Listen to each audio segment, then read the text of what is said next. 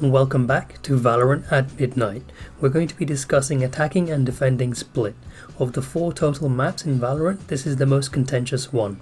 It has 2 spike sites and 3 main lanes of attack and defense, A, B and mid. Both sites have a heaven and both have 3 ways to get in and out.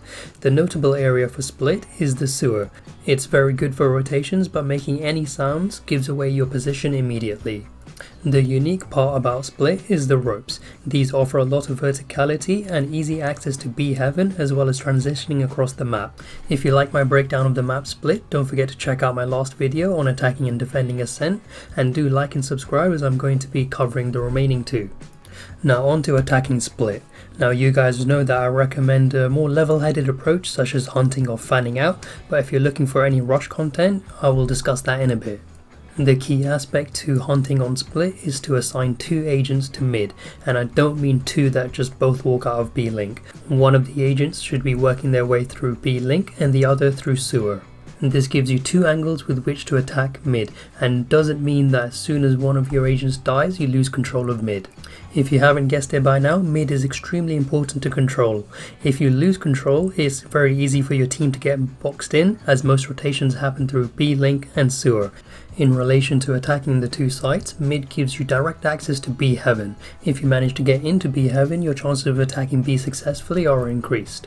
This is a little different to attacking A, where you don't necessarily need mid control. As you fight for A, your team can split off down A ramp and fight for heaven, as the remaining part of your team can fight for A site. This doesn't necessarily involve mid control. The goal to hunting is of course to get picks. Not only does this spread the enemy team thin across several areas, it also gives you a numbers advantage. Thankfully there are 2 very good start of round peaks that you can try on both A lobby and B lobby for very aggressive CTs. If you're hunting, no matter which side your team gets a pick on, by maintaining mid control you can enable your team to rotate through A sewer, while also preventing mid rotations for the enemy team. If your team manages to get a pick A, your main priority should be securing A heaven and A site. This is where the agent controlling mid can also push aggressively into mid fence and help you secure A heaven. Now on the other hand, if your team manages to get a pick B, securing B site is quite easy, but securing heaven is much difficult without a push from mid. This is where I recommend your 2 agents from mid to push into mid mail and heaven, while also watching for counter attack from a mid fence. Just be careful when you're holding mid to not just dry peek fence, as there's usually somebody there and they have an easy line straight into B link. This is why I recommend the 2nd agent to be posted at the entrance of sewer and mid. Be patient when hunting and look for more information before you commit to that site or that aggressive play. Let's move on to the second part of attacking split with rushing. There are 2 main rules to rushing which everyone should be aware of. Rule number 1 is commit. Do not hesitate when you're smoked off or you're walled. If you do, you've lost momentum and you've lost control of half of the map. Rule number 2, trade team deaths. Once you're on site, it's always better to be in a 3v3 than in a 3v5 as terrorists. Now regardless of which site you choose to rush, both A main and B main are very good funnels with which to give away your position and your intention immediately. Always be prepared to be scouted here by either a Sova recon arrow or a Cypher camera. But remember, rule number 1 for rushing is to commit. As you come out of A lobby, your first 2 points of contact are going to be A main and ramp. The enemy agent posted on top of A ramp could make or break your rush. For them, I'd recommend using some sort of smokes or abilities such as Brimstone's ultimate or Sova's ultimate to clear A ramp before you rush into A site. Once you get onto A main, like I mentioned earlier, your team should try and both take ramp and heaven as well as site together. Be careful when you're moving onto site of A rafters and hell, and this is where you should have smokes in place for rafters and screens to help make it easier. Once you're on ramp and you're pushing into heaven, just be careful of any players lurking near CT spawn and those rotating from mid vent. As you rush B, you have to dislodge the CT who is usually covering backside. Again, use some sort of smokes or abilities to move them and never dry peek B main into B site. To make your rush a little bit easier, once you come out of the corridor, you can use Sage's wall or any sort of projectile to cover your entrance, whether that's Viper's toxic screens or Cypher's cages. Once you are on site, you are still disadvantaged against the CTs holding heaven. Any remaining utility you have left should be used to smoke off or prevent rotations from B heaven onto B site. This can be quite difficult. Don't forget to keep a hold of B main, as you can be rotated against, as from B main you can see all the way down into the back of B site. You have successfully attacked split. Let's move on to defending. There are two main rules. Number 1, stay alive, and number 2, spread your utilities throughout the whole round. Don't just spam it in the first 30 seconds. General positions you should hold when defending split should be 1 agent in B, 1 agent B heaven or mid mail, 1 agent vent, and the remaining 2 on A.